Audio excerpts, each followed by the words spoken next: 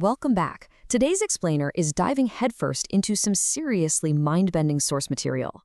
We're looking at a theological lecture by Dr. Robert Peterson that tackles two of the most massive concepts human beings can even attempt to wrap their heads around: God's omnipresence and his omnipotence. Basically, we're talking about infinite space and absolute power. I mean, how do we even begin to understand a being who is literally everywhere at once and can do absolutely anything? Well, that's exactly what we're going to unpack right now.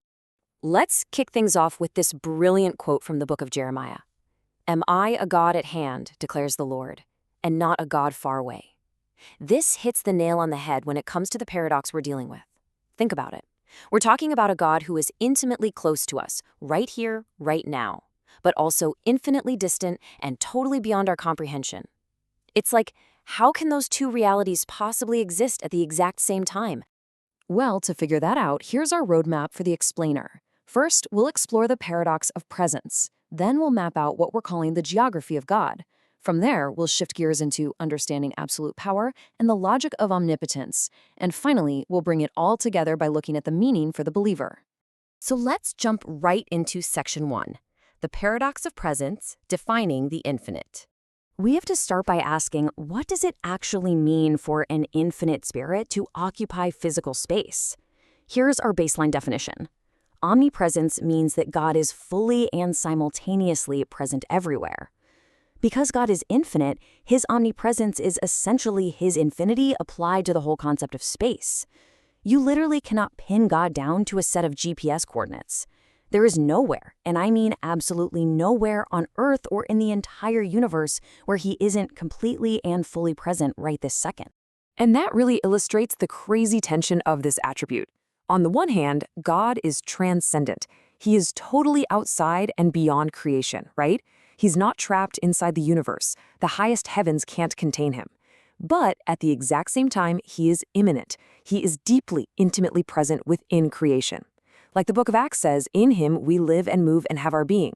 He's not some distant clockmaker who just wound up the universe and walked away. He is actively, intimately caring for it from the inside out. Moving right along to section 2, the geography of God, understanding special presence. Now, if God is truly everywhere all at once, you kind of have to ask, is his presence identical in every single location? The source text draws a really crucial distinction here. We have general omnipresence, which means, yes, God exists fully everywhere, from the furthest galaxies to the bottom of the ocean. But then we have covenantal presence. This is his special saving presence. See, God doesn't dwell everywhere with that same level of saving intimacy. He dwells in a unique way with believers, which is exactly why the Apostle Paul actually calls believers the temple of the Holy Spirit. His general presence covers everything, but his saving presence, that's highly specific. The lecture also points out another fascinating and honestly kind of funny type of presence. Think back to when the Philistines captured the Ark of the Covenant and stuck it in the temple of their fish god Dagon.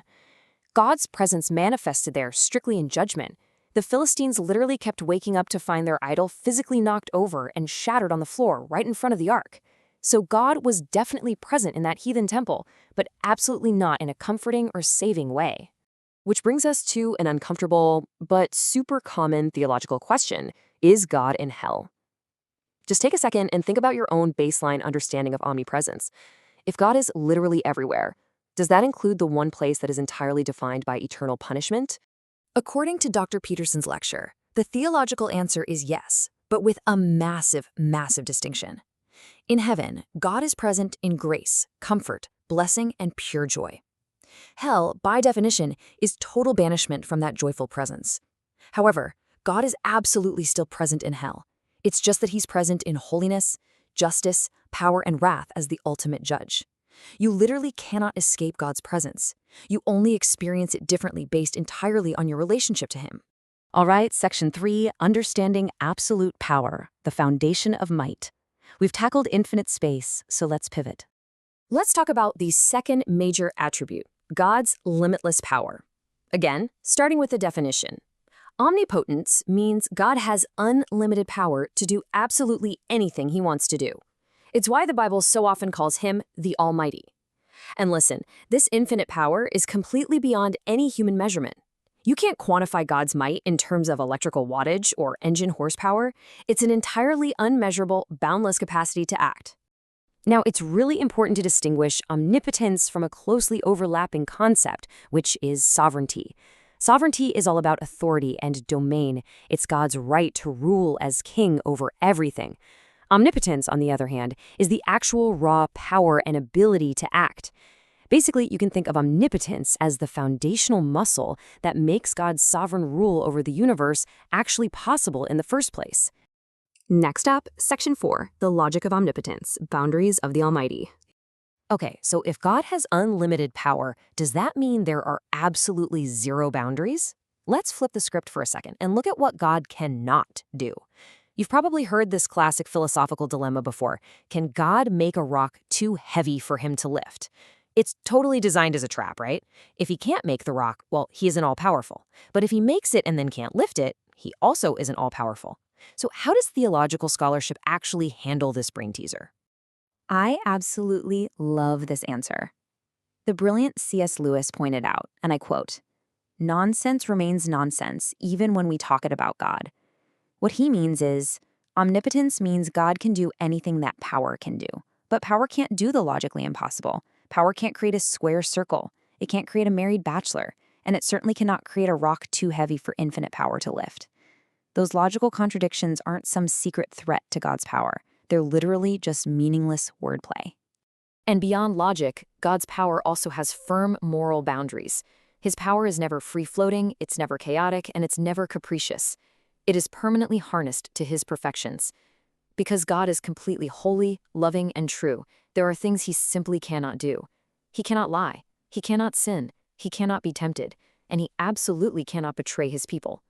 His absolute power will only ever act in perfect, flawless harmony with his absolute goodness.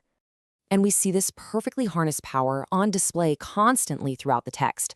The source material highlights the sheer volume of scriptural evidence across every biblical era. In the law, God is a powerful warrior, parting the sea. In the prophets, he's the ultimate potter, molding reality itself. In the Gospels, Christ demonstrates this exact same divine power by healing the sick, calming massive storms with a word, and most astonishingly, by raising himself from the dead. Which brings us to our final segment, Section 5, meaning for the believer, the practical ramifications. All this high-level abstract theology is fascinating, but what does it actually mean for us on a random Tuesday?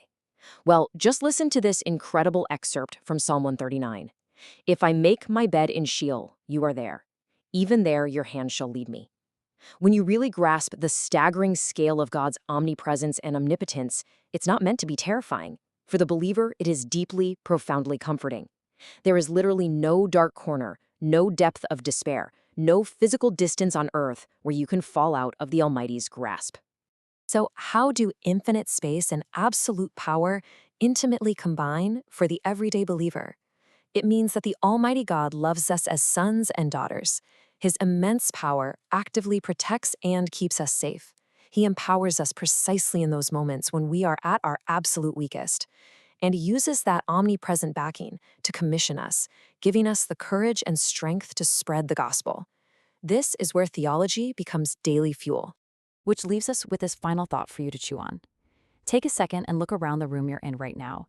If the Almighty, the one possessing completely boundless power, the one who cannot be contained by the highest heavens, is truly, fully, and completely present exactly where you are sitting, how does that change your perspective on whatever you are facing today? Thanks for joining me on this explainer. Keep seeking, keep learning, and I'll catch you on the next one.